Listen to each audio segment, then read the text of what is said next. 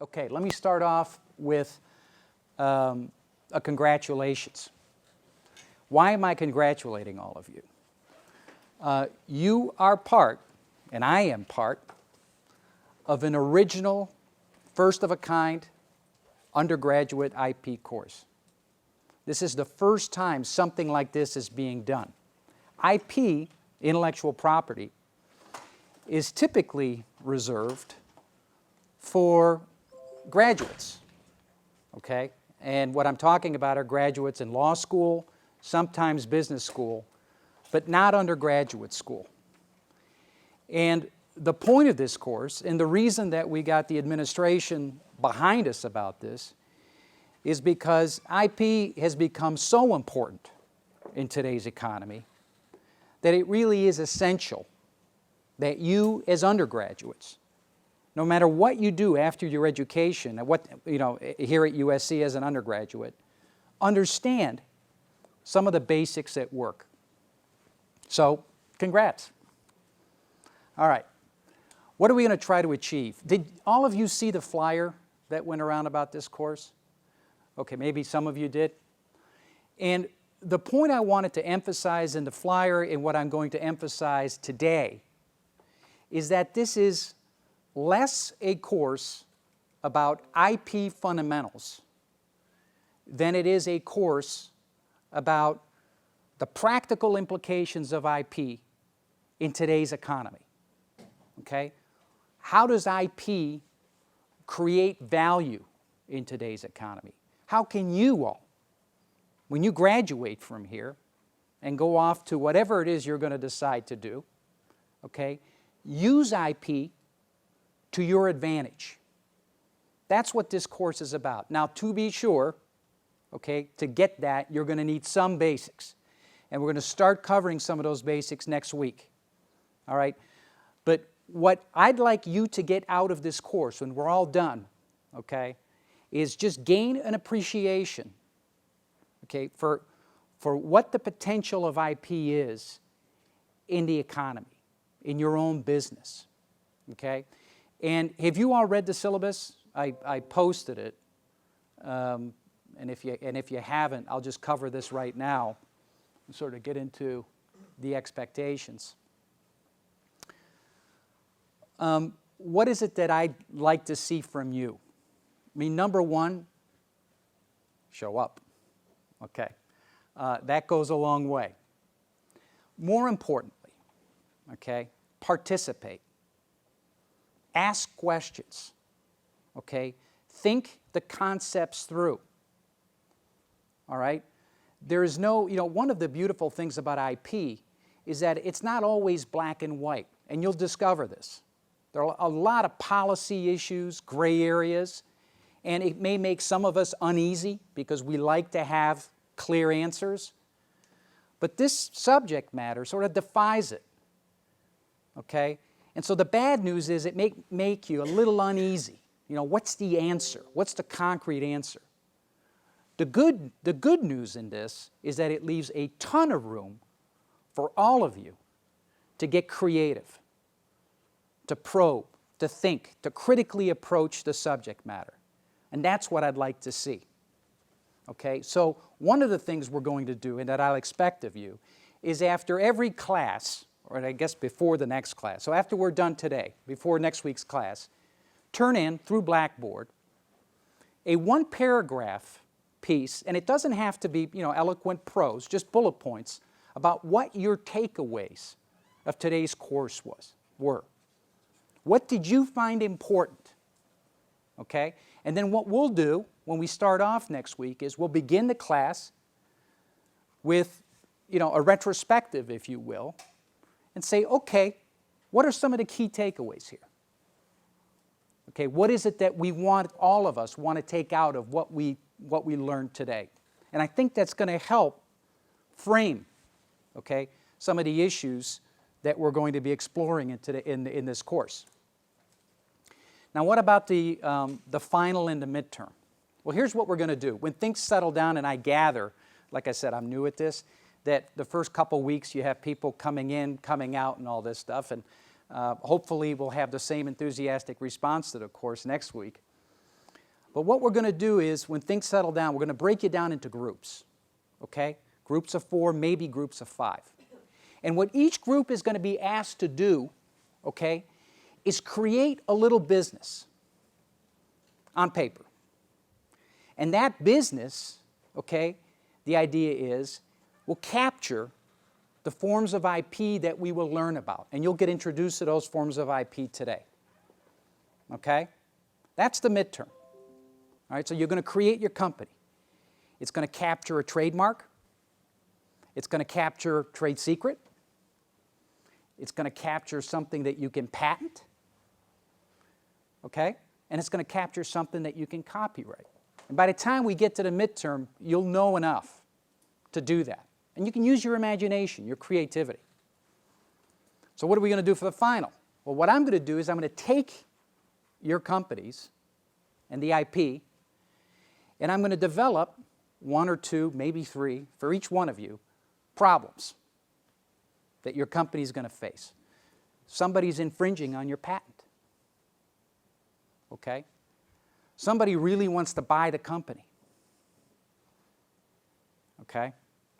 Somebody's using your trademark. How do you tackle the problem? Do you sue? Do you try to avoid a lawsuit and try to license what you own? Okay? Why might you not want to sue? Lawsuits are expensive. Okay? I mean, I don't want to turn anybody off from a good lawsuit. That's what I do for a living. But they are expensive. Okay? But what can't you do by agreement, typically, is get somebody to stop cold. Typically, you have to go to court to get that accomplished, unless they agree, which rarely happens. Anyway, that's going to be the final. Okay, so those are my, those are the expectations. That's what you're going to see in this course. And I think, okay, you're going to have a lot of fun at it. Fun because it's interesting, it's new, and because it's going to get you thinking. It's going to get you thinking. Okay? And if nothing else, that's what I want to see. Everybody here using their noggins to sift through some of these problems and get creative. Okay? Throw questions at me. Throw questions at our guest lecturers. Challenge. Ask. Probe. Okay? You're going to get a lot out of this course if you do that. And you're going to get exposed to a number of guest lecturers. Our first one today is Marshall Phelps, and I'll introduce Marshall in a second. But what was interesting about this course when I started creating it was I reached out to clients, folks at Intel, folks at Apple, okay, Google, Medtronic makes medical device, the world's largest medical device maker, okay, Nike. Everybody here know Nike? Okay? And I talked to them and I said, look, how would you feel about coming out and sharing your experiences with the students in our course? How'd you like to come out, for example, folks from Nike, come down from Oregon, and explain to the students how Nike, the Nike brand, the swoosh, came to be as popular as it is today, and what kind of an asset that represents for the company, and how did you go about protecting it? What do you do? And what do you do today to deal with counterfeiters? And somewhat to my surprise, everybody was enthusiastic about doing this. Everyone. Okay? So you are going to see a lot of interesting people in this business coming out and share with you, okay, their day-to-day, okay, practical experiences with IP. All right? You're going to hear from venture capitalists who come in and they'll explain to you why having a small business have its IP protected is important, how they go about valuing it. You're going to hear about that too. So it's going to be an interesting course. It's going to be a lot of fun. Okay. I am going to introduce to you our first guest speaker, Marshall Phelps. Marshall is right over here. It is hard, let me start with this.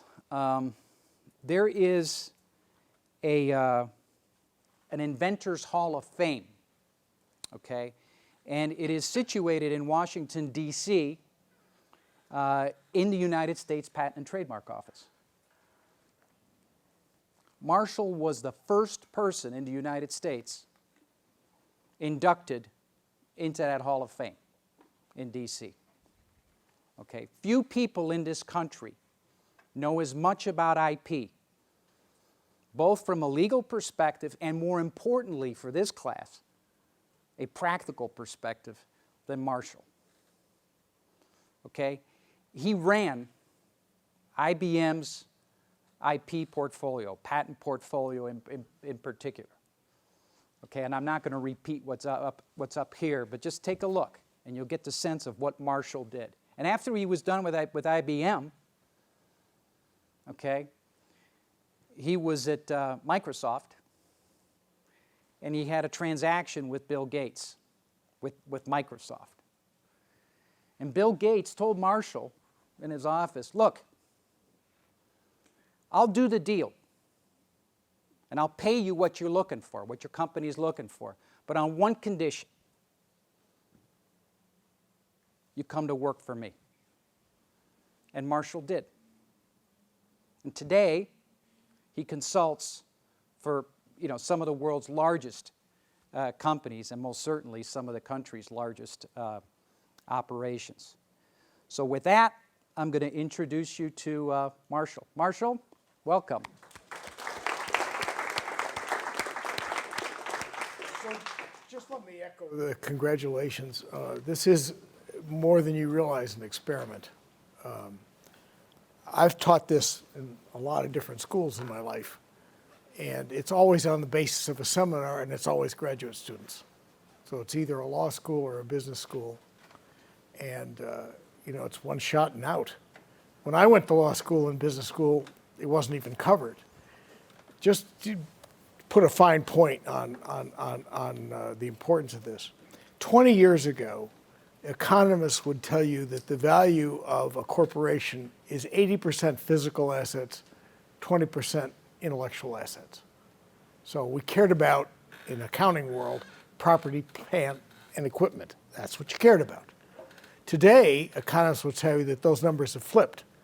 And 80% of the value is in intellectual property. And nobody gives a damn about your buildings anymore. By the way, if you go up to Microsoft, most of the buildings Microsoft rents. Doesn't own them. What's the point? A lot of people like to own buildings or colleges and universities, and you're in one, courtesy of a lot of alumni, from what I can see, which is great. But that shift in the value of a corporation makes this kind of a course an imperative for you, and I hope you'll all think of it in those terms. Marshall, I put up for the students here a quote. And everybody's looking at it. America's formula for economic success has always been startups plus patents equals job creation and economic growth. And I guess the focus is on startups, right? I mean, we are in the Greif Entrepreneurial Center. I don't think I got the name quite right, but you get my point. Where's the magic in startups? I'm asking. Yeah. That's for me. I think the magic in startups for everybody is it's a place where your imagination gets to create something that didn't exist before. And that's what you ought to think about what a startup is. You're going to see, well, I won't step on your lines here. No, you're not. Go ahead. You're going to see what other people who invest in companies think about the subject that we're talking about today and why they think it's important. I will just tell you, I still do. I spent about a decade as a VC, a venture capitalist. And there is no subject more important to a venture capitalist than intellectual property. Every time you come into somebody with a business model, they're going to say, great business model. Hopefully they'll say that to you. They might say, this is a crappy old business model. But if they say, this is a really good business model, that's the first question, first thing they're going to say. The second question is, how are you protecting it? How are you protecting it? And if you look at them with a dumb stare, they will say, thank you for your time, goodbye. If you have an answer to that question and they think you've got a good business plan, then you're off to the races. So just think of it that way, because that's the God's honest truth, and that's where you're going to be. To Marshall's point. I guess we've switched sides. No, it's all right. I don't care. I can work on this side just as well. You know, look at that percentage. 67% of entrepreneurs reported that they find patents valuable. I should have put down invaluable, okay, when it comes to getting financing. So let's go to let's see if I can pull this off. Let's take a look at something. You may recognize it.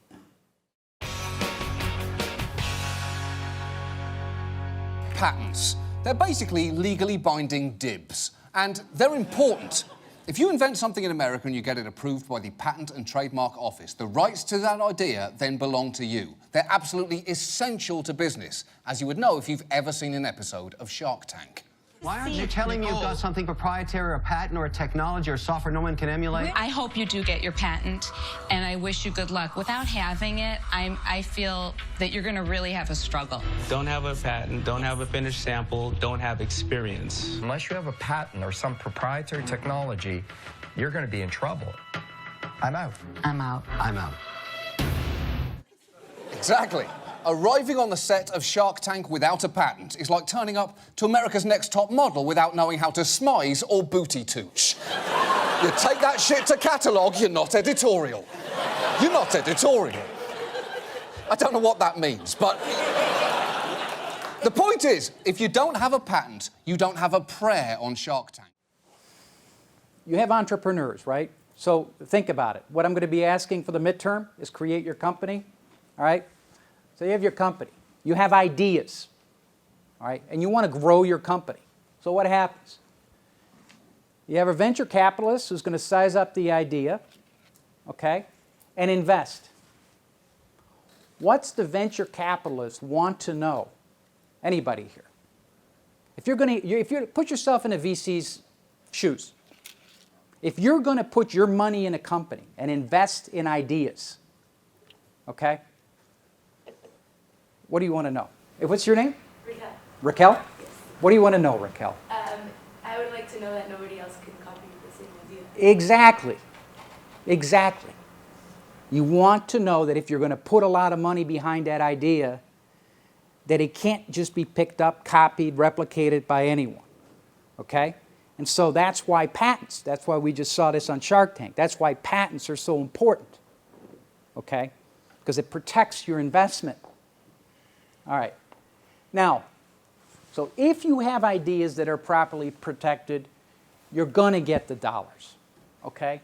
And then we'll cover this as the course goes on, but then, you know, you ultimately have IPOs, right? An investment banker who comes in and you throw the company in the public market. What's the concern? Can the product be protected? Can that product be protected? And the more protectable it is, okay, as a general proposition, the more value. Okay, we're going to visit this chart twice today. And for now, what I'd like you to focus on is the back end. Look at the spike in patents granted out of the USPTO. When I say USPTO, I mean the United States Patent and Trademark Office that handles the issuance of patents and trademarks. Okay? Well, What happened, Marshall? Well, if you look around 1990, either they hired about 55,000 new patent examiners, or technology changed. Anybody want to guess what happened around that period of time? Yeah. The internet bubble. The internet bubble. Give me another one. Let's talk about smartphones starting. Now, who's got an Apple smartphone handy? There are 250,000 patents in that machine. 250,000. Why? Is that really a phone? Is that the microchip? Yeah, the single cell transistor, which was probably the most famous patent of technology, was a guy by the name of Kilby from Texas Instruments, which made all this stuff possible, frankly. But if you look at that smartphone and you think about that, what is that really? It's not much of a phone. We had phones, lots of good phones. What that really is a computer. It's a computer and a telephone combined. So all of a sudden, you had this confluence of the telecommunications industry, which was largely AT&T technology, and the computer industry, which was largely IBM technology, all of them wrapped up in that small package. So you combined the two resources, actually, of the two largest research institutions in the world, which were Bell Labs at the time, doesn't exist anymore, and Watson Labs, which are the IBM laboratories. You see those ads for Watson, that's where that all comes from. But those two technologies came together. Combine that with the internet, which somebody mentioned, which is a whole lot of other patents on communications devices and things of that nature, and that's what you get with that kind of a spike in the United States. Just as a complete aside, do you know that there is more technology in your iPhone than there was in the Apollo 11 module that took our humans to the moon for the first time? More technology in your phone, okay, than there was in that rocket. Maybe you shouldn't be wearing your phone in your back pockets when you hear all this. But that's, just to give you a sense of where we've come from. All right. Let's shift gears. What is IP? And ignore for a moment the labels up here. But can anyone take a stab? How about you? What's your name? Anne. Anne. What's IP? What do you think it is? Intellectual property. It's intellectual property. Okay, right, good answer. What is intellectual property? It's not a physical asset, but an idea or something that is effective. It's an intangible, Yeah. right? You're exactly right. It's an idea, okay? So let's break it down a little bit. We're going to be talking, okay, about 4 types of intellectual property. And there's more, technically, but these are the fundamentals, all right? We have patents, we have copyrights, we have trademarks, and we have trade secrets, okay? Let's start with a patent, okay? What is a patent? A patent is a property right, okay? That right does not give you, that right is not the right to do something. It's not the right to make something. It's the right to stop others from making it. It is the right to exclude for a limited time. When I try jury cases, okay, and I'm a defendant, okay, typically what the plaintiff's lawyer will do, all right, is put up a picture, okay, of a house sitting on a property that has a fence around it, okay? And they'll have a bulldozer that's busting through the fence on the property. And that's how they explain to a jury what patent infringement is. They've got a right to keep folks off that property. That's why it's fenced around. And the infringer is infringing on or trespassing on that property without permission, without a license to do that. Okay? So, I'm going to introduce you to my dog. It's my dog, Briar. Okay? And actually, I asked my daughter, Ellie, to pose, and she wouldn't. Ellie graduated from SC last year, and she's now in the master's program, the occupational therapy master's program here. All right. What's Breyer wearing, you think, that is patented? USC logo. Okay? It's not the USC logo. The USC logo is something else. That's the trademark. We'll get to that. What do you think is patented? The lens technology, the sunglasses. Exactly. The sunglasses. All right? Just to give you a sense. So what's the point here? What's the difference between the trademark and the patent? Okay? The patent, okay, ultimately, in order to protect it and to exclude somebody from protecting it, okay, has to be something tangible, ultimately, well, or a method. Marshall, do you want to explain that? That it has to be tangible. If it's another form of intangibility, it's going to be protected probably by a different format, whether it's trademarks, trade secrets, or copyrights. If it's a tangible item like that, an invention, think of it as an invention. It's new, it's obvious, or it's non-obvious, it's new, novel, those kinds of characteristics, then you protect it with a patent. And what we're going to do next week, okay, is we're going to go through in a fair bit of detail, not too much, okay? You're going to have to be patient with me next week. I'm going to walk you through what a patent is, and I'm going to walk you through what is eligible to be patented, what sorts of ideas are eligible to become patents, okay? All right, copyrights. Ellie, my daughter, forwarded me an announcement from somebody about everybody here being aware about not violating copyrights. Yeah. Okay, everybody read that? All right. Okay, what's a copyright? Okay, somebody want to take a stab at it? It's And what's your name? And then slowly I'm going to pick Sean. Sean. It's basically stating We got that Sean, we got Ann, and we have Raquel. Yes. All right, I got 3 out of 3 for now. Okay, sorry. it basically prevents others from duplicating whatever work you have created. So say it's a book, you can't copy the book. Say it's a movie, you can't copy the movie and distribute it without the explicit permission of the Right. producer. The key is copy. That's the key. A patent, if you have a patent, and we'll get into that. And we're throwing a lot at you. Don't worry about it. We're going to cover this in more detail.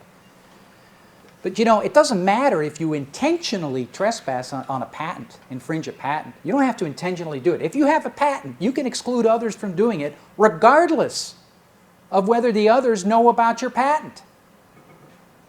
Doesn't matter. Okay? When it comes to a copyright, okay, if I write something, okay, and say Sean goes into a room and happens to sit down and write the exact same thing on his own without having looked at what I did or derived what he wrote from what I did, that's okay. That's not a violation of a copyright. Copyright protection is protection against people copying, okay? Not coming up with it on their own. All right. Just might add on this, that all the notes you're taking today are automatically copyrighted. In case you're wondering if you've ever created intellectual property, you have. And you're doing it right now. I hope some of you are doing it. Some of you may not be doing it, but that's copyrighted. So if you wanted to, you could actually enforce that. Don't hand your notes to your roommate, whatever, but you're creating copyrighted material right as we speak. Okay. Trademark. Does copyright include copying ideas, or is it like exact copying of a written work or something? Yeah, you can't, there is no copyright protection for an idea. It has to be reduced to some sort of tangible meaning. Think of expression, some form of an expression for copyright. You're Sean? getting a little ahead, but I was wondering, because you have companies like Disney, Yep. where they take control of others' intellectual property, but then if that's not something tangible, how do they have ownership over it? Well, it depends on the type of IP that it is. There's lots of IP beyond copyrights, okay? And we'll get to some of that. And what's your name? Natalie. Natalie. Okay, Natalie, Sean, and Raquel. All right. Okay. Natalie, you were pointing out the USC logo, right? What is a trademark? You want to take a stab at it? Some sort of identifier that's associated with. It's an indicator of origin. Here's the point behind a trademark, okay? When you see, you know, the Apple logo on a product, what do you assume? Made by Apple. I'm sorry? It's made by Apple. Made by Apple. And in assuming that it's made by Apple, okay, you attribute some value to that product, right? You figure the folks doing this stuff in Cupertino know what they're doing, that they're good at it, okay? And how do you know that? Because of all their advertising. I mean, that's called goodwill. They've put a ton of value in there. Same thing with the Nike swoosh mark. When you see a Nike shoe, okay, or even a Nike shirt, and it has that swoosh logo on it, you're going to make some assumptions. Sure, it comes out of Oregon, but you're going to make some assumptions about the quality of the product. And that's the power of a trademark. And that's why trademarks are protected. Okay? They are an indicator of the source of origin. Okay? And that's why USC is so keen on protecting it. When you see the USC logo, people assume, okay, that the product, the program, wherever this logo appears, carries some fundamental quality, legitimacy, right? Authority. That's why USC is so keen on protecting it, because it's worked hard to get to that point. So Really good part think students about like you. this. You're driving down the street late at night, it's 2 in the morning, you're trying to get home. Dark, lonely road, and all of a sudden you see a yellow M sticking up there, and that's McDonald's. And you understand the power of a trademark when you see that. And you can visualize that, and it means everything if you're hungry at 2 in the morning and you're driving home on a dark road and you don't see anybody else on the road except a McDonald's sign. And that is a trademark that's been cultivated by McDonald's to do that exact same thing. And if I said to you a golden arch, you would all think about McDonald's, everybody in this room. Like it or not, that's what you, and so the thing that a company would probably most like to protect would be its trademark before almost anything else, especially if it's in the consumer world. Yeah, and if you go to take the example a bit further, you're driving down that dark road and you have 2 signs. Okay? 2 signs, bless you. Okay? One is the M, and the other one is this. Joe's Hamburgers? Yeah, I was going to say Joe's Hamburger. Right? You got like this placard, and it says, you know, Joe's Burgers.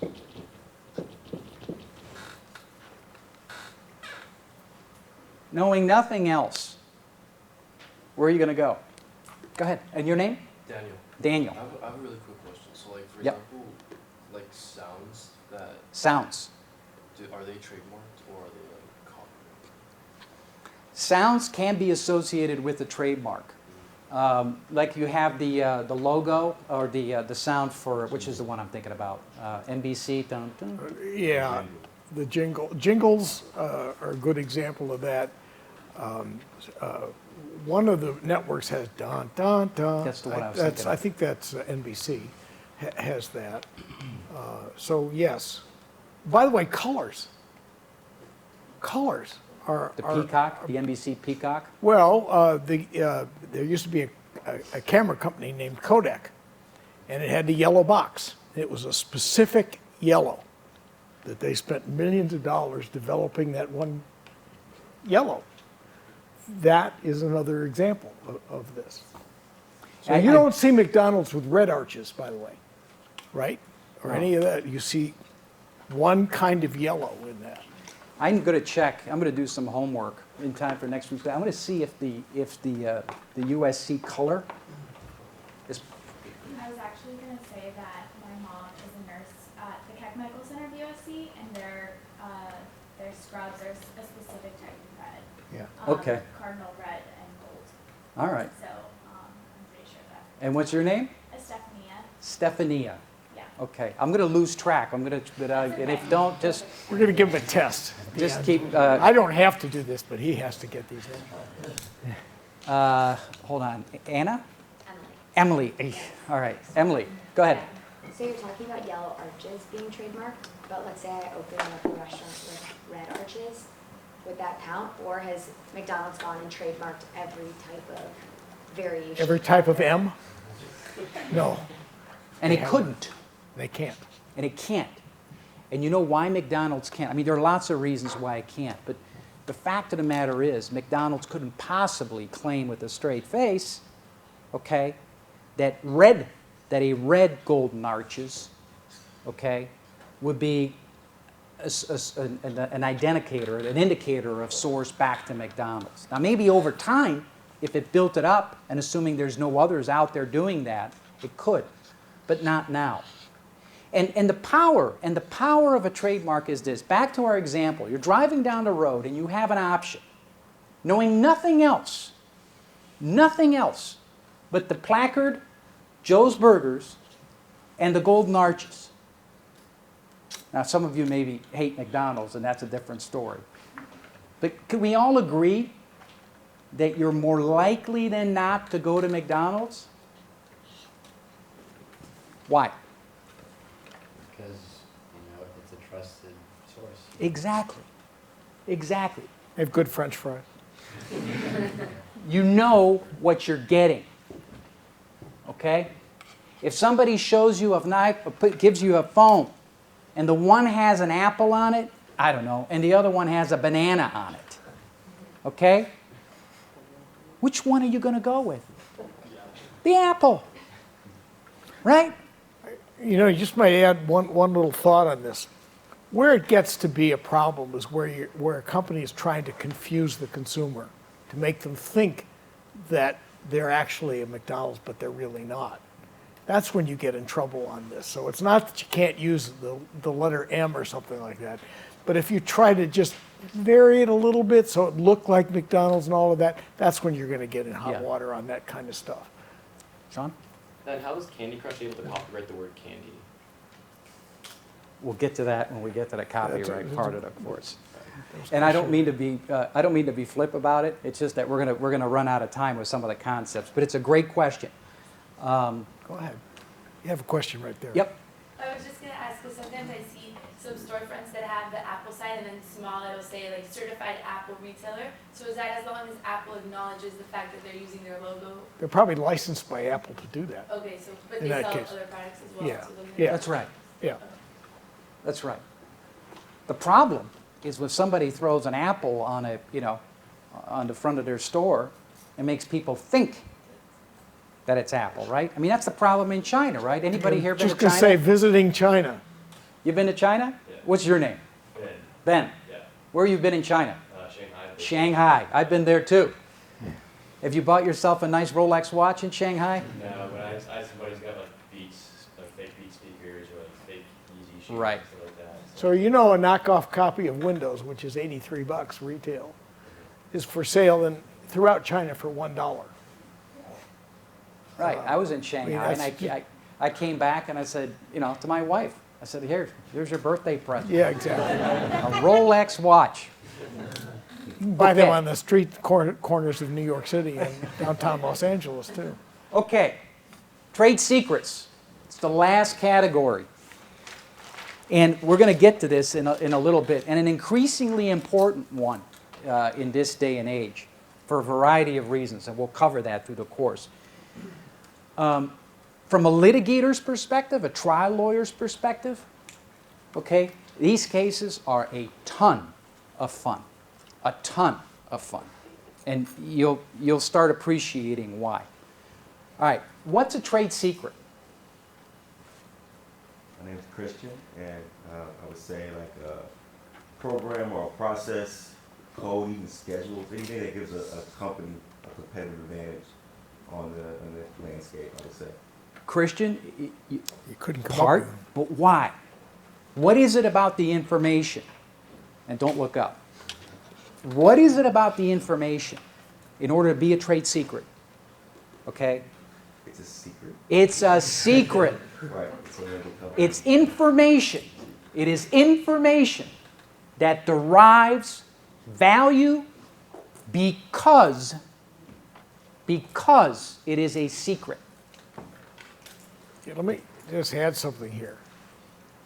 If 80% of the value of a corporation is intellectual property, then 80% of the 80% is trade secrets. And most companies, believe it or not, even sophisticated ones, do not realize this point. So, for example, you say to a company, well, what are you doing to protect your trade secrets? Well, we don't have any trade secrets. Really? Well, then can I have your real customer list? Could I have your real prices, not the published prices? Can I have that information? Oh, no, God knows. That's secret. Those are trade secrets. It can be the most mundane thing in the world. How many employees does it take to operate this piece of machinery? That kind of stuff. Those are all trade secrets, and they are all protectable, and they need to be protected. What's the problem? Trade secrets go home at 5 o'clock at night. And that is a huge problem. We'll talk about some examples later on for most companies today. Silicon Valley is based on trade secret theft. It's a whole culture of copying and trade secret theft and violations, and companies try to stop that all the time. And they don't get very far in many cases. But in some states, it's a serious issue, and you can deal with it. It's a little hard up in the Silicon Valley area for a lot of reasons. But trade secrets, that's the point. If you don't protect them, they're gone. And you can't, once they're out, they're gone. So it's a cheaper alternative than patenting by far. We'll talk about that later on, or Luke will. But the problem with it is when they're gone, they're gone. Everybody recognize this? Coca-Cola. All right? Coca-Cola is probably, okay, one of the world's most famous trade secrets. Now, we'll get to how much of a, you may ask yourself, well, why does Pepsi taste so much like Coca-Cola? Fair question. You know what the answer is? We'll learn more about that. Because you know what you're allowed to do with a trade secret? You're allowed to reverse engineer it. Remember a patent? And we'll get to that. I'm jumping ahead. Remember a patent? You get that right to exclude, you get that right to exclude. Period. Full stop. Does a trade secret give you a right to exclude someone from using that trade secret? No. No. The only thing trade secret protection gets you is the right to be protected from theft. Misappropriation, to use a fancier word. Okay? You can't steal it. And by the way, if somebody steals it and then passes it on to someone who doesn't know that it was stolen, it's out. It's gone. Okay? So that's the negative about a trade secret as opposed to a patent. Let me just finish this one thought and I'll jump back to you. That's the negative about a trade secret. Once the cat's out of the bag, it's out of the bag. Somebody can take, if you say, well, I've got a trade secret in this or something on what's inside this is my trade secret, I have the right, Marshall has the right, you all have the right to break that thing open, look what's inside, look for what's inside, and use it. If it's patented, You don't have that right. So what's the trade-off? And we'll get to that. I'm jumping ahead. When you patent something, you must disclose to the public what it is you made. You got to disclose. And I'll stop there. You must tell the public about it. You must. And the trade, in return, the government grants you the right for a limited amount of time, 20 years now, okay, to exclude others from practicing it. Okay? Somebody had a question? Don't public traded companies always have to disclose, like publish their information? So if there's like something in Coca-Cola that would not be very healthy, shouldn't the shareholders know about it? It's a great question. Okay, but the answer is, I mean, and that raises a whole different set of issues. But a company has the right, okay, to keep, all right, some trade secrets. I mean, the methods of manufacture and the like. You're right. There are other sorts of information that a company can't keep secret. Like, you know, I have information that cigarettes are going to kill you. Can I keep that a secret from the public? Well, you know, there's been a lot of litigation about that. And somebody else had a question? Yeah. Why can't you patent a trade secret? Why can't you patent a trade secret? The answer is, you may very well be able to. But you make a choice. And once you do that, it's not a trade secret anymore, because the whole idea of the patent is it becomes public. Right? But and I'm going to give you a 5-minute break. And I'm new to this, and no, I didn't ask somebody. How much of a break do you all expect? And please don't tell me a half hour with this kind of question. Is 5 minutes good enough for people to go? Okay, all right, we'll do 5 minutes. But that's the point. You have a choice. Some stuff you can't patent, even if you wanted to, from a trade secret perspective. Okay, but often it's a choice that you make. Exactly what Marshall said. Once you decide to patent it, you must disclose it. Okay? And part of what you're going to have to think through as you create your company for purposes of this midterm is, okay, are we going to keep something a trade secret?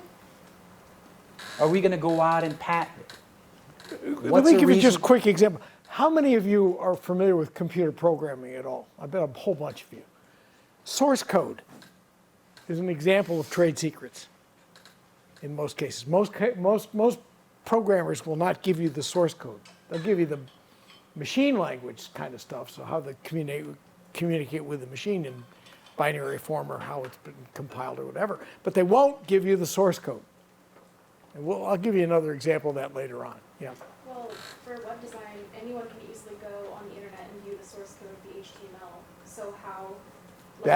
because somebody's made a conscious choice to put the HTML in there and make it public. Open source kinds of things are conscious decisions to make them public. But like for Facebook's mobile app, like we would never see their code because it's probably correct. You would never see the source code for Windows. Yeah. You would never see the source code for Apple's operating system. Yeah. They die before they give you that. Some Android code you would though. We got a guy with a shirt here that says banned from the internet, so we have to be somewhat careful here. Okay, let's take a 5-minute break. 5 minutes. Let's pick up. What we're going to do now, okay, is focus a bit on patents and less so copyrights. Not because copyrights are less important, but just for purposes of a historical perspective, patents actually captures a lot of concepts. So let's take a step back. We talked about a patent. Now, a patent, and again, this is like, you know, when I speak to juries in these jury trials, when I'm representing Samsung or Intel, you know, I explain to a jury, particularly if I'm a defendant, that a patent is a very powerful, powerful tool. Think about it.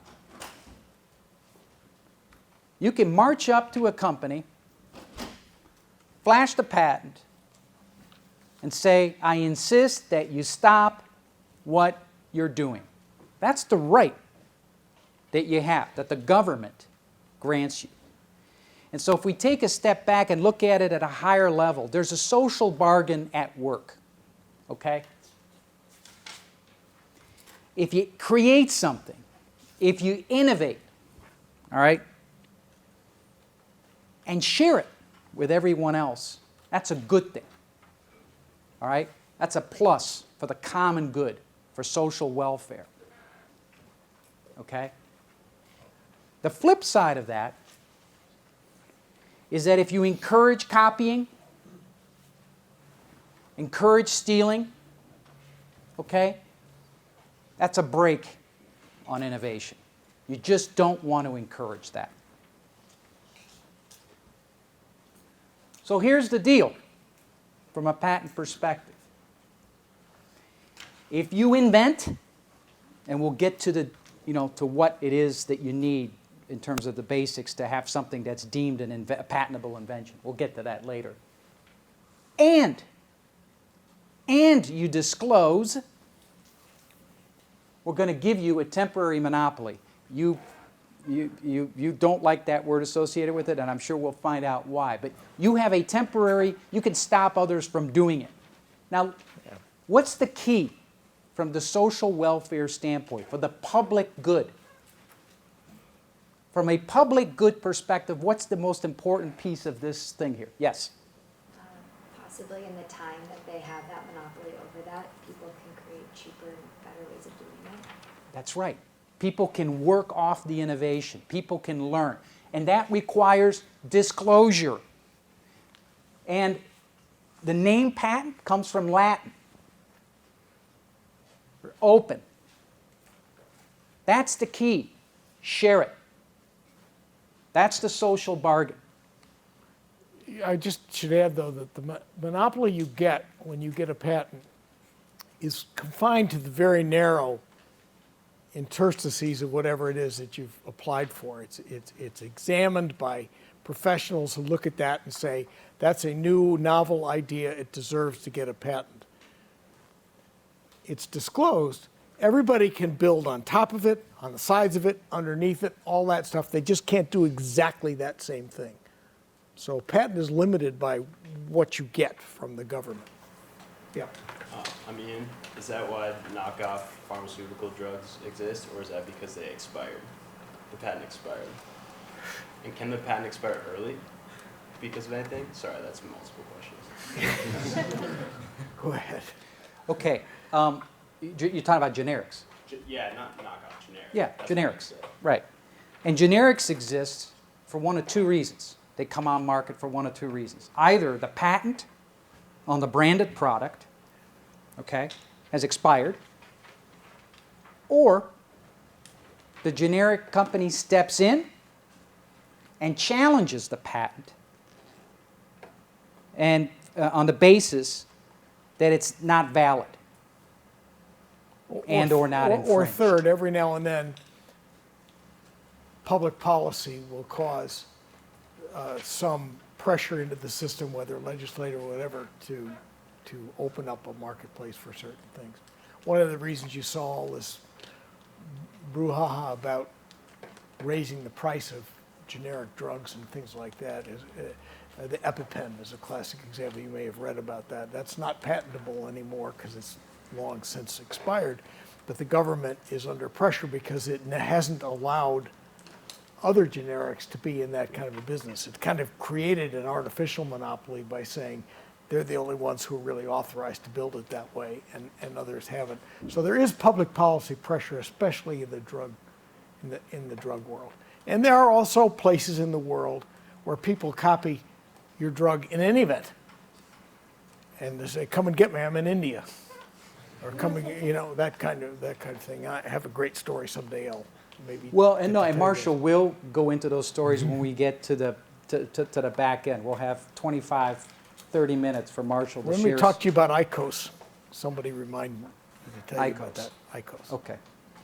All right. So what's the upside? Upside, you incentivize innovation. The downside, the risk, is that it's a restraint on trade, right? It's a restraint. Stops people from making stuff. And that's the social pact. And we'll get into that a little bit later, but sometimes the restraint on trade, everybody, we have our monopoly laws, antitrust laws. You familiar with those? And there's an interesting intersection between antitrust laws, which is against, okay, the consolidation of too much power in the hands of one company, entity, and patents, on the other hand, which actually encourage it for a limited amount of time. But, 20 years, that's a long time. Okay, you had your hand up. Yeah, can you extend those... And your 20 name? years? Alex. Alex? Yeah. Okay. Can you extend those 20 years before the patent expires, or...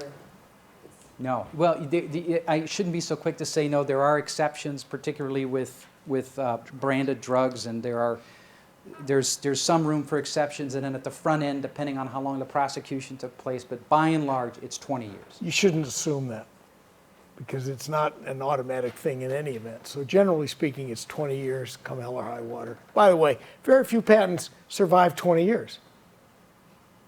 The reason is you have to pay fees on 3, 7, and whatever, 13 and a half years or whatever it is, or 17 and a half years, to keep the patent alive. So the government has figured out this is a really good way to raise money. A big company gets a good patent and all of that stuff, they're going to pay the fees. They're called maintenance fees. Well, if you're smart, you look at your portfolio every year of patents and you say, wait a minute, these guys aren't doing me any good. I'm not going to pay maintenance fees on them. So you abandon them. You make them totally public and you get out of the patent business for those things. So very few patents really are all that relevant after 20 years in any event. And a lot of the patents get pretty beat up in litigation. Yeah. I mean, that's what, folks like me get paid to do. If somebody wants to get in, we'll go in and we'll challenge the patent. And, they shouldn't always fall. And ideally, if the patent office issues them, they ought to be good enough to withstand an attack. But often they don't. You'll learn this. Part of the issue with patents is that when they're issued and you go through the prosecution, okay, it's called an ex parte process. And what I mean by ex parte is that it is strictly, okay, a discussion. You've got the public, okay, you've got competitors, okay, you've got the examiner, and you've got the inventor. And the back and forth about whether or not it's patentable sticks within the four walls here. Nobody else gets any input, okay? But I'm jumping ahead. Somebody else had a question. Yes? Don't apologize. So with regulations internationally, how does that work? Like if another country uses the same technology, they have different laws in regards to... Boy, now you are way ahead of the game. It's a great question. It's a great question. And it's actually a question that still gets attention from our United States Supreme Court. Everybody here familiar with the U.S. Supreme Court? Okay? And everybody aware here that only a fraction of the cases in this country get to the United States Supreme Court, right? They can pick and choose the cases that they want to hear. And the question that you were just asking, which is sort of the international ramifications, I mean, what are the international implications of U.S. patent law? How far out does it reach, okay, is an issue that the United States Supreme Court recently took up within a certain context. So that's my long-winded way of saying it's a great question.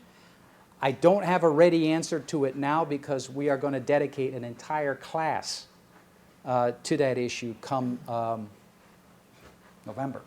But just so you know, there are treaties between countries to treat each other's intellectual property in certain fashions. So that is a subject. You're going to hear in the news about NAFTA being renegotiation. That's the North America Free Trade Agreement, or other ones like that. Very often intellectual property issues like the one you raised are the very heart of that discussion. You will hear discussions going on right now about the role of China in intellectual property. Well, guess what? That's the whole subject matter is the way is about how is China treating the intellectual property of the United States. So do yourself a favor and do something totally unusual. Read a newspaper every now and then, and you'll see some of this stuff being discussed routinely because it's going on right now. Let me take a step back, just briefly, to give you a perspective. I'll spend 2 minutes on this, okay? But the concept of a patent's been around forever, okay? Earliest, 500 BC. And I'm not going to spend a whole lot of time I don't on know this. how he knows that, by the way. I read It's your in there. textbook. Yeah. Okay. But here's the way, but you'll notice, first patent law passed in Venice, okay, and this is not something, I hope I don't see this in your takeaways next week, but it's just useful background, all right? The French, keen on the notion of publishing patents, right? We all understand why publishing patents is important, okay? And then you had English trade monopolies, okay? And that's where the nasty side. Remember, I said that there's a good and there's a bad. The good is you stimulate innovation, incentivize it. Remember what I said the bad was? Temporary monopoly and restriction on trade. It's a restriction on trade, okay? And so here's what you had. English trade monopolies, where you basically came up and you had the Queen of England or the King of England basically giving folks trade monopolies, I think they call them patents, okay, in return for favors to the court. So you'll read the book, you'll see it in the background, okay, then we had the English statute of monopolies that tried to clean some of that stuff up. But here's the important part. And we're going to juxtapose that against U.S. patent law, okay, and this is where it becomes important. If you look at the historical patent systems, okay, they were typically expensive, okay? You typically had a duty to make what you claimed to have invented before it could be protected, okay? Making stuff's not always cheap, and you can see how that could disadvantage somebody who doesn't have the resources to make it, okay? By the way, on the expense side, 10 times the annual income of the average English citizen. 10 years worth of income to get a patent in England. Back in the day. We'll cover that a little bit later. And no right of license, Wow. which meant that if you couldn't make the invention and you wanted somebody else to do it, it actually did handcuff you. All right. Copyrights, let's shift back. That's the other point. We talked about copyrights. 15th century, Italy, France, England. Again, this should not appear in your paragraph next week. The focus, though, of copyrights traditionally was not so much on the author, the original author, but the folks who published it and printed it, okay? Copyrights were often used to promote censorship, okay, and surveillance, where you could have the Crown keep an eye on what folks were writing if you wanted permission, okay? But it's background. I was a history major in college, and I never got rid of my itch to give anybody a little bit of history wherever I speak. Okay, let's go to the United States. All right? How many of you knew, and raise your hand, and if you didn't, I didn't know, how many of you knew that the concept of a patent and the concept of a copyright is actually ingrained in the Constitution of the United States? Yeah, I didn't know that either. By the way, this is not a small thing. Until about 3 years ago, the United States was still the only country in the world that had intellectual property as part of its base law, which in our case is the Constitution. There's one other country now, I think it's Argentina or something, but... You're right. It's in South America, yeah, maybe Argentina. I think it's Argentina. All right. Now, think about it, okay? Think about it. Of all the things, all right, that our founding fathers, and okay, fair enough. It did. I don't think it made it in the Articles of Confederation, which preceded the no, it didn't. Constitution. All right, so I don't want to go too far with this. But the Constitution followed the Articles of Confederation, right? Everybody remember that? All right. Of all the things that they had to worry about, our founding fathers, of all the things that they had to worry about, why bother with this? Why was this a priority? Okay? Why was it a priority to George Washington? Okay? To emphasize the concept of IP in his first inaugural address to the Congress. Why? Why was it so important? John. The country was in a lot of debt after the war, so it's possible he wanted to try and promote economic growth. Okay, maybe. Anybody else? Christian? I would say, artistically and like invention-wise, was just a lot of innovation going on at the time in the world, and I just think, because what caught my eye was the art piece and just thoughtful ideas, expressions, and writings, and I'm just thinking about all the different writings in particular and music. And we'll get to that in a second, but yes? Anybody else? Yeah, your name? Vanessa. Vanessa. Because they weren't particularly innovative, so they were dependent on other people for like other goods and supplies. Okay. Okay. Wilson, right? Yes. Kind of from a big picture perspective, maybe they recognize the importance of sort of intellectual property to the success of a new country. Yes. Yes. You have a brand new country. Okay? You're vulnerable. You're vulnerable. What can you do to protect against that? What can you do to protect yourself? Innovate, create, be self-sufficient. Okay? And make it accessible to the common man, because the folks populating the United States back then, a lot of them, and were people from limited means. Brilliant as all get-go, but of limited means, and we'll get to that in a second here. So here's Marshall? a factoid for you to take home that nobody, when you get back, will know. Who was the first head of the patent office in the United States? Who wants to guess? Yeah. Benjamin Franklin? Nope. Good guess, though. Good guess, though. Yeah. Nope. Thomas Edison was 100 years later now. The answer is Thomas Jefferson, believe it or not. Just before he became president, he was the head of in 1790, the head of the U.S. Patent Office. Now this chart, just to make Luke's point, you got four people, Baldwin, Eastman, Howe, and Edison. You can realize what they did. The U.S. patent system was basically built for an agrarian country. And these were people who lived everywhere in the country. The U.S. Patent Office was cheap, was designed to be inexpensive so that people would actually use it. I told you that in Britain, it took 10 times the average person's income to get a patent in Britain. Well, who do you think got the patents in Britain? The wealthy, the noblemen, right? They're the only ones who could afford to play the game. The United States didn't have noblemen, theoretically.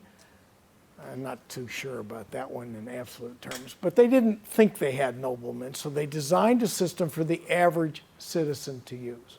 They went so far as to provide free postage. Now that doesn't sound like a big deal. It's a 50-cent stamp, right? Well, back in those days, what was postage from Ohio? It was saddlebags and somebody on a horse riding for 2 weeks into Washington. That is not a cheap proposition. And the United States government said, we're going to make that free. So what happened? When you build a system that the average person can use and you make it basically inexpensive for them? Well, in 1790, the patents started in the United States. 13 years later, we had more patents than existed in the entire country of Great Britain, which by then was the leader in the Industrial Revolution. You all know that part. 13 years it took the United States to catch them. By 1860, we had 7 times as many patents as Great Britain. This was the fuel of the invented process in the United States. And who were those farmers? Or who were those people? They were farmers in the main. They were people who worked in craft shops. They weren't highly educated. In fact, those 4 people that you saw in there all left high school early to support their families. If you take what the patent laws did, this is what Marshall just said, something that was unique about the patent system, low patent fees. And you'll see a quote. This was not unnoticed. Okay? Simplified administrative procedure, rigorous publication. Yeah. Right? That was important. A formal examination process. Okay? No requirement that you make the products and a right to license. Okay? And you'll have a copy of the PowerPoint slides here. Yeah, and your name? Raymond. Raymond. Since patents are cheap, couldn't a company like port a bunch of patents and then sue any tech startup that uses the technology? Since patents are cheap, couldn't a company do what? They like, port a bunch of patents. Acquire? Yeah. A bunch of patents? Well, yeah, but that's a different issue. That's when you get to the licensing part of it, and we'll get to trolls. Maybe that's what you're talking about, or what some call trolls. I should be careful, we're on tape here. But we'll get to that. But what we're focusing on now for purposes of this was the process to get a patent, okay, to even get in the game, to use Marshall's words. You know, the invention process is not predictable. So you can put 55 researchers together in a room for a month and they may not come up with anything that's patentable at the end of the day, that's new and novel and all those are useful and those kinds of things, those characteristics of what a patent is. So patenting is not free. You still have to have an idea that's patentable, that's been examined and all of that kind of stuff. So there's the first barrier. Second of all, it now costs about $35,000 to get a patent in the United States when you go through all the administrative process. So that's not cheap. Third, if you want to buy a company's patents, you want to go to buy the Eastman Kodak I used earlier, went out of business. They had 4,000 patents related to photography. Hell of a portfolio. It costs millions and millions and millions of dollars to buy a portfolio like that. So it's not quite as I can just get a bunch of patents and keep everybody else out of the game kind of thing. And fourth, don't forget that those patents are for a narrow subject matter. Beyond that patent, improvements and things to the side of it and underneath it and all that, that's fair game still. To Marshall's earlier point, okay, I mean, this was an article, October 1880, okay? So this is roughly a little over 80 years after the Constitution was instituted. But look at that. The cheap patent law of the United States has been and still is the secret of the great success of that country. And Marshall, this is what you were pointing to before, yeah. I think, in terms of patents. Yeah. We've seen this before, and I said that we focus on the back end initially. Let's focus a little bit on the front end. Well, take the front end. You can see, it looks like we were kind of static across there, but if you did a different kind of a graph, you would see that the United States, pre-1880, was the leading patenting country in the world. Nobody even in second place. As I said, by 1860, Britain was 7 times lower than the United States. So this was a huge engine of our development. You can see the big chunks of technology. Things that aren't in there that could be are things like the sewing machine, which was a big deal in the United States that we patented as a nation. But you can see when we got into steel, automobiles, and aircraft, all those things. Henry Ford was a huge patenter, by the way, in the United States. And we get up here now into hybrid things like plastics and chemicals that didn't exist back in the early days. And you can see what's happened with the internet, phones, and e-commerce and biotech that we're going through now. So there is an explosion that's going on in patenting. So somebody said, well, can't you just hoard everything? No, not really. That smartphone has 250,000 patents in it. You can probably pull one of those out and still build a smartphone if it's the right patent. The one where you have trouble with are things like drugs. Now, why drugs?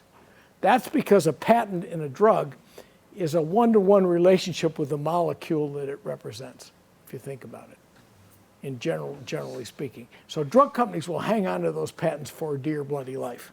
And that's the difference between high tech and that form of patenting, which you'll get into later on, I'm sure. Yep.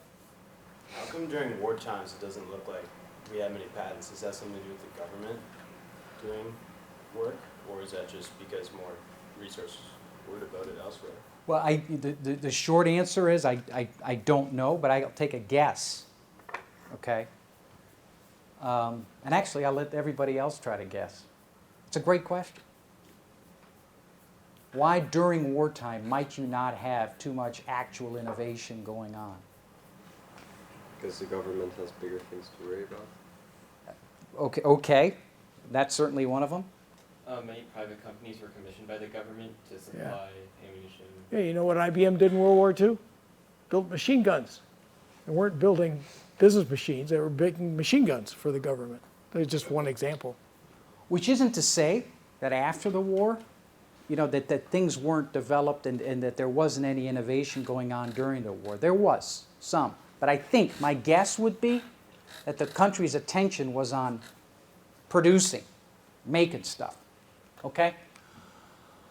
And then we'll shift back to Marshall in a second. U.S. copyrights, okay? Something to keep in the back of your mind. In contrast to patent laws, which is really concerned about the public good, okay? Or actually, patent laws are focused on individual empowerment, right? Get the individual, the low patent fees, get the individual to innovate, innovate, innovate, innovate. On the copyrights side, it's really public learning. There's much more of a focus on giving the folks access, okay, to what you want to try to copyright, okay? And we'll get to that in more detail when we get to the copyright part of this. But early trends in this country, okay, 50% of copyright with the businesses and proprietors rather to the individual authors, okay? Point being is that the copyright laws, particularly in their early form in this United States, weren't so much focused on individual empowerment, okay? And so what was the consequence? You had a lot of copyrights in the forms of books, dictionaries, atlases, and the like, okay, which tended to be stuff that was generated by printers, right, by businesses, but very little. Well, Christian, were you the one who asked the question about, you know, music and stuff like that early on? But very little, okay, in the form of individual art, okay? And some, I'm not sure that this is correct, but some speculate that part of the reason for this, in contrast to what we were doing on the patent side in terms of innovation, industrial innovation, that some of this was due to the fact that copyright protection for the individual was weak. Was weak. Yeah, and your name? Dimple. Temple? Dimple. Dimple. Yeah. Oh, that's a great name. Thank you. I was going to ask back about patents. So when someone says that a patent is pending, does that have any value? Like, or like what kind of percentage of patents are declined or rejected by the government? You want to take that? Yeah. It actually by itself means absolutely nothing. It's just kind of a warning to people that you've probably gone off and applied for a patent. Whether it gets issued or not depends on an examination and challenges that might be made to whether it should be issued by anybody, frankly, in the course of that process. It varies over time. Sometimes certain things are in vogue and are okay to patent, sometimes they're not. Right now, it's very hard to patent something called a business method, which is kind of taking your back office and patenting it. That was going on for a while. People thought that was an overreach, and right now it's very difficult to get a patent in that kind of an area. Some kinds of software are the same thing. Just because you do something in physical land and put it on the internet, it's difficult to patent that right now. So it just depends, to be honest with you. Yeah, I'm sorry. Go ahead. No, I've said no. I mean, there are a couple things at work. One, I think it's just a sales pitch, right? You pick something up. Yeah. I mean, you got 2 bottles of water, right? and one of them says patent pending and the other one doesn't. You might say, ooh, patent pending, you know, that's special. So there's some of that going on, okay? But there's actually something else at work too, and we'll get to that when we get to patent enforcement. And this is way down the line. There's this thing called willful infringement. I told you earlier, okay, that, look, infringement's infringement.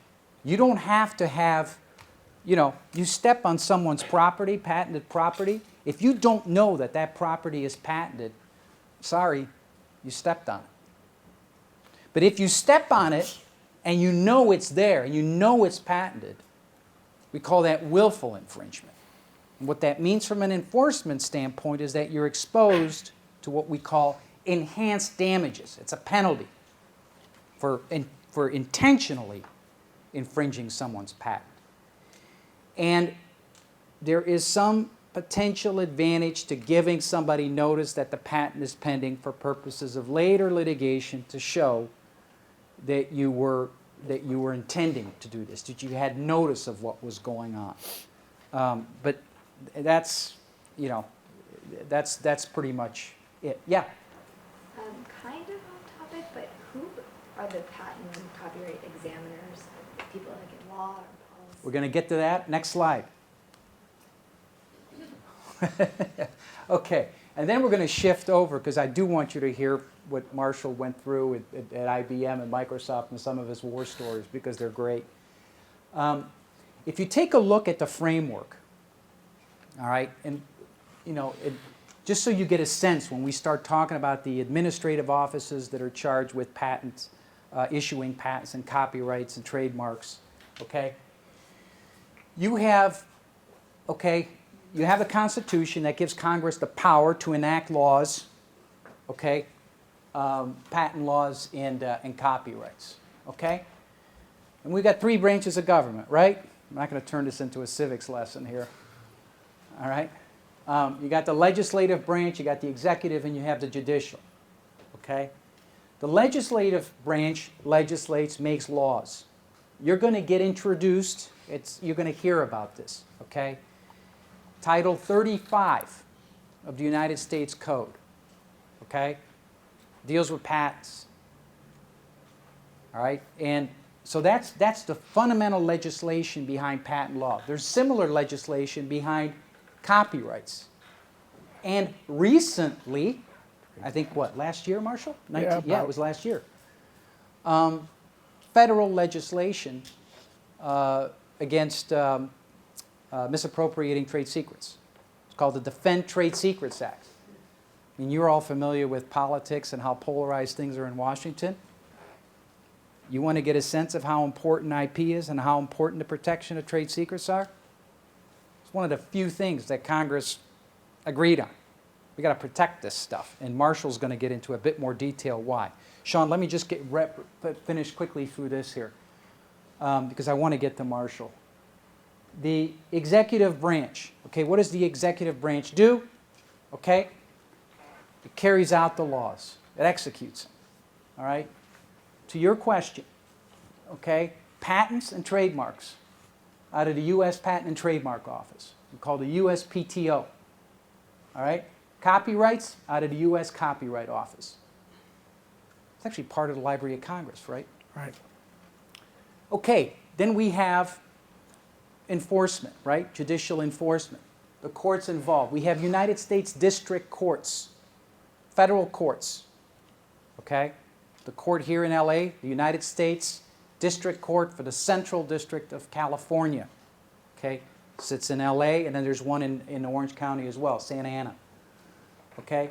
And then we have courts of appeals, okay? United States Court of Appeals for the Federal Circuit. You'll hear about them, okay? And you're going to hear from the former chief judge for the United States Federal Circuit, okay? To give you a sense of the importance of patent laws, when Ron Reagan was in office, anybody here remember Ron Reagan? Okay, there we go. Okay, he decided, his administration decided, really pressed, and it was actually legislation too, that when you had patent cases all over the map, right? So you got, so let me draw United States here, boom, boom, boom, okay? All right, kind of. right? You got patent cases all over the map, right? And what they decided to do is, and you have regional courts of appeals that deal with these issues. They thought that patent protection was so important that all patent cases coming out of these district courts, all of the patent cases should be dealt with by one court of appeals, intermediate court of appeals. The Court of Appeals for the Federal Circuit, okay?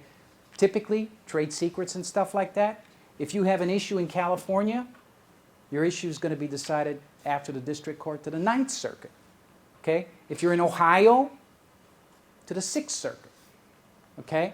Different regional circuits. Patent laws, one court. Why? Because it was important, deemed so important, to get uniformity and consistency in how patents were treated because they are so important to our economy. Okay, and then we have our U.S. Circuit Courts of Appeal, the regional circuits. Okay, everybody, you know, you've heard Trump talking about splitting up the Ninth Circuit because it's too big. I don't know if you've heard about that. Big, you know, it's a political issue. I digress. It's a regional circuit court of appeals. All right. And again, I don't mean to be like, you know, sort of fire hose all this stuff on you. You're going to learn about this as the course goes on. You're going to get more comfortable with these concepts. Okay, Marshall. Yeah. Microsoft. Sure. IBM. You know, IP, it is just so important, and not just today. It's been for a while. But if we look at just the statistics, right? I mean, you look at merchandise exports. 52% of it IP intensive. Yeah. Wage premiums 46.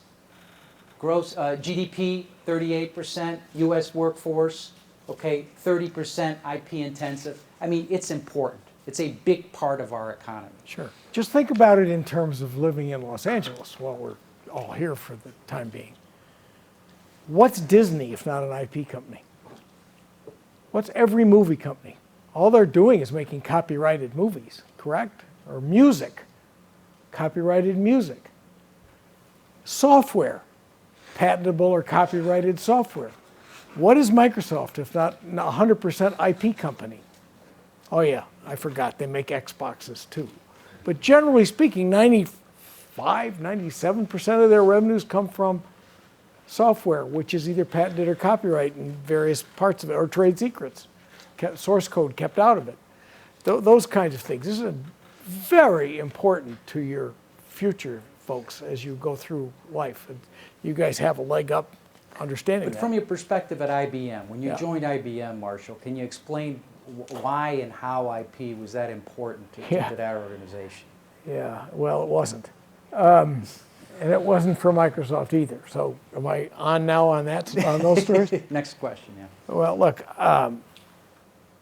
we talked at some point about the explosion of importance about this. And oh, by the way, in that last chart, I would have added the U.S. Supreme Court too. The Supreme Court went about 20 to 25 years without ever hearing an intellectual property case. In the last 5 years, they've probably had 7 of them. All of a sudden. Why? For the same reasons that companies are now caring about this. This has become economic life or death. So let's take the case of IBM. For years, IBM had one of the 2 biggest research centers in the world. I told you earlier, you had AT&T with Bell Labs and you had IBM with Watson Labs. They were doing pure research and pure invention, and they made all kinds of stuff. Did they patent it? Not really. They patented some. They were always in the top 10 of this kind of stuff. They made software. Did they care? No, they gave it away. If you wanted to run an early computer, you got the software that went with it for free. Did they copyright it? Yeah, but did they enforce it? No. Fast forward to about the middle 80s. I'm sitting in Tokyo, where my job was at the time, running from Korea to New Zealand over to India. I was the general manager of India at the time. On top of that, it's kind of a large territory. And we discovered that the Japanese manufacturers of computers were copying IBM down to the last nut and bolt. So the Japanese computers from Fujitsu, Hitachi, Sony, Ricoh, I could go on, there are about 7 of them, were identical to IBM computers. Okay, that's legal. Why? Because the government stepped in 1956 and said to IBM, you're going to license at reasonable and fair terms all your intellectual property to anybody who wants it. Now, what did reasonable and fair mean to the US government? Free. Why? Because the US government was really concerned that Japan was going to fail as a country economically in the 50s. Now remember, we had bombed Japan back into the Stone Age as a country, and they were trying to recover from that. And the US was more concerned about Japan being the world's largest aircraft carrier for us than it was about whether IBM was going to lose its intellectual property. So IBM, by the way, so was AT&T, were forced, and so was Xerox over time, were forced to give their intellectual property up to anybody who wanted it. So it's not an accident that Japanese computers and switching machines for phones and copying machines look just like American ones, because they got the intellectual property for free. One thing that they didn't get for free, but they took it, was the software for those computers. So in the 80s, we discovered that this software was actually pretty important because IBM was spending a fortune on it, and they decided they had to protect it. They couldn't understand how the Japanese were programming at the same rate that IBM was. IBM would announce a new version, the next day the Japanese would have the new version. Couldn't understand that. So we did a detailed analysis. By the way, these are millions and millions of lines of code. But they found something interesting in that analysis. They found a loop that a programmer in Poughkeepsie had named after his girlfriend. And that loop was named Judy. Not a common Japanese name. But when they went into the Japanese software, Judy kept popping up in the same loop in all those things. So that started a big brouhaha, as you might expect. This wasn't settled for about 6 or 7 years. And IBM got good settlements out of the thing, but the Japanese got a better settlement because they had the software and they didn't have to spend millions developing it. But I'm over there in Tokyo working on these negotiations as a bag carrier for the high-level guys who are really doing the negotiations. But it occurred to me that this intellectual property stuff is really important. And if IBM is just starting to figure it out, where the hell have they been? So when I came back from Japan, I said, I want to do that job and understand and put this into business terms of why this stuff is important for IBM. So I got that job. And it turned out to be probably the best thing I ever did. Because at the end of the day, rather than holding that technology back, which somebody said, can you just take all, and by the way, IBM had 25,000 patents when I started and about 70,000 when I finished. Taking all that technology and hoarding it, we decided it made a lot more sense to license it to anybody who needed it under reasonable terms. And we did that. And by the end of that decade, we were making $2 billion a year in profit for doing that. Now, how much did it cost me to do that? $36 million to make $2 billion. Pretty good return. The CFO loves you if you can do that. So keep that ratio in mind if you can do that. So that is sort of the IBM story, how it woke up and started to protect this stuff. Fast forward to Microsoft. I joined Microsoft quite by accident, as you heard, on a late Friday night with my feet up on Bill Gates' desk and his feet up on his desk. And I ended up calling my wife and said, guess what I'm doing next? Which is another interesting conversation.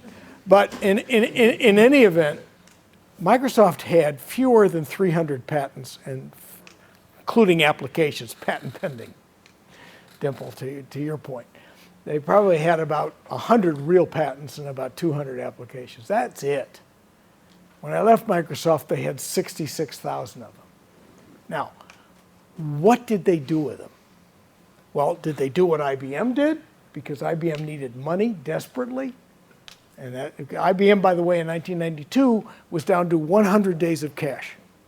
We were going to go bankrupt. We were going to be the largest bankruptcy then and even now, today, if that had happened. Didn't happen. One of the reasons it didn't happen is we started monetizing our intellectual property portfolio, to be perfectly frank. So Microsoft's sitting there. Marshall, if you could, Yeah. are you free to share publicly the story you told me about the discussion in the executive suite about that sort of led to the problems? Which part of the discussion? Yes, the I'm free. mainframe, and how much you make on mainframes versus. Oh yeah. Well, this is a little sidebar, but it's kind of a cool story. IBM was making mainframes. Now, mainframes still exist, by the way. They still are owned and run by every bank in the world. Why? Because they're self-contained and they're very secure. And that means that your accounts are generally okay. Very hard to hack these machines. If you've got one in the bank, God bless it, you can protect it pretty much, and they tried to do it. But IBM was also in the PC biz. And we had grown that business. He was general counsel of the PC business at the time. We grew it to $1 billion in a year. Pretty good business. And this is back in the day. So we got this. This is back in 1990? No, this is back in about 1984, 5 kind of thing. So we're churning out IBM PCs, which, by the way, the architecture of every machine in here is basically an IBM PC. They haven't changed a bit. So we're churning out these things, and somebody in finance says, why are we in that business? So they went to see the chairman of the board. In those days, his name was John Opel. He was the chairman. And they said, we're crazy to be in that business. Well, why are we crazy? We just sold 50,000 of them or something that year. And Opel asked, well, what's the forecast for PCs in the world? You'll all get a kick out of this. The forecast was 150,000 worldwide for the life of the personal computer, of all manufacturers. Hell, they sell 150,000 in this ward of Los Angeles a year. So he looks at that and says, my God, I can make more profit selling one mainframe than I can make from selling 8 zillion of these personal computers. We're going to get the hell out of that business. And that's what IBM did. It got out of the business, which put it, when those became even more successful and the world got democratized by personal computers, it put IBM financially at risk, which led to the almost going bankrupt thing, which led for me back into the intellectual property business and trying to figure out how to rescue IBM with some money. That's the IBM story. Yeah. Was that before or after the 1984 Apple Super Bowl commercial? You said that was in 1984? Oh, no, it was right in the middle of that. Really? Yeah, and that's why Apple made that commercial, that the lady throwing the hammer into the, yeah, that was why. If I ever come back to talk to you guys, I'll tell you Steve Jobs stories at some point in time. So I'm back to Microsoft. Microsoft's got these 300 patents. What the hell is Microsoft going to, and I said to Bill, we got to get more of these. Why? Anybody have any idea? Is Microsoft going to be able to use it to wring more cash out of the software industry? No, because Microsoft was a monopoly at the time. It was adjudicated monopoly. Was Microsoft going to be able to put a tax on the software industry and make more money? No. So why bother with all these patents? Well, I'll skip to the chase. Microsoft needed relationships. It didn't have any. When I left IBM, we had 1,826 license agreements with 1,826 major companies around the world. You know what license agreements are? They're peace treaties between companies. Company A has a license with Company B and vice versa. They don't sue each other, generally speaking. There might be an argument over some term in the agreement, but that's a minor skirmish, if you will, but they don't. So Microsoft didn't have any of those. How many license negotiations or license agreements do you think Microsoft had when I got there? 0. Which meant it was Microsoft against the world. And it took Microsoft a good decade to work its way out of that kind of a problem with relationships. And that's what Microsoft used those intangible assets for. Very, very important for the future of Microsoft. And that's the course they are on today. I mentioned IQOS. Nobody has to remind me now. IQOS made a drug commonly known as Cialis. Now, Cialis is one of these things for ED. You remember the ads. They're the bathtubs with the man and the woman, and just like home, in the bathtubs, right?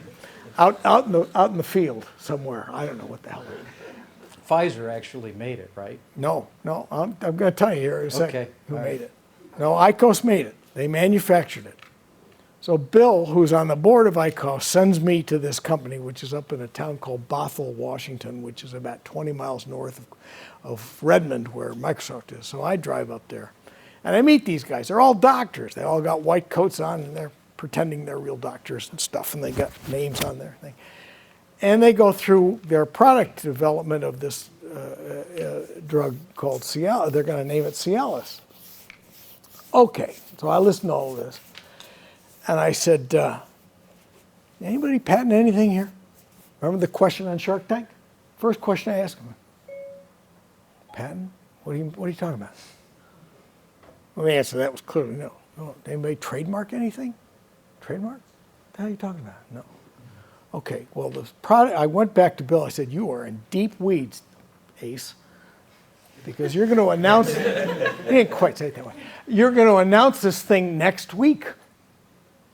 And they did. Well, guess what? The day they announced it, knockoff copies were available in India and China, thereby taking away 50% of the world's market on day one. Why? Nothing was protected. So they lost 50% of the potential customers for that product on day one. It was eventually bought by Eli Lilly, by the way. It was Lilly, you're right. Who bought it? And I should have, now I'm embarrassed to say this to the class. I mean, I had a case, and it was supposed to go to trial. It made a little bit of news. Supposed to go to trial in August, where I represented a generic called Teva. Yeah. It's an Israeli company, one of the world's largest generic manufacturers. And we were attacking the compound patent on, actually strike that, not the compound patent, but a follow-on patent. It was an evergreen type thing on the Cialis product. And we were going to go to trial to defeat the patent so that the generics could move into the market as early as November of this year.